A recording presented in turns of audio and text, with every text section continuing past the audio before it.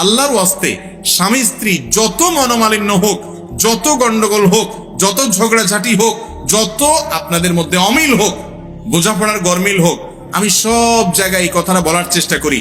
যারা বিবাহ করেছেন তারাও মনোযোগ দিয়ে শুনেন, যারা বিবাহ করবেন ভবিষ্যতে এখনো করেন নাই তারাও মনোযোগ দিয়ে শুনেন। আল্লাহর ওয়াস্তে মাথা গরম করে তালাক দিবেন না। তালাক এমন একটা ডেঞ্জারাস অস্ত্র, এমন একটা ভয়াবহ অস্ত্র, ছুরি এবং চাকুর চাইতে পিস্তলের চাইতে ডেঞ্জারাস। কিরকম?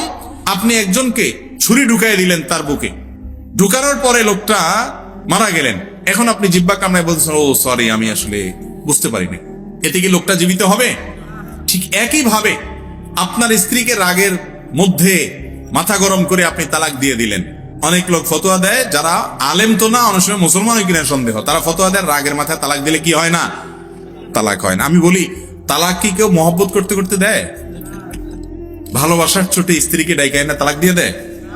আরে ভাই তালাক দেয়ই তো কিসে, কিন্তু তাই বলে রাগ হলেই তালাক দিবেন না।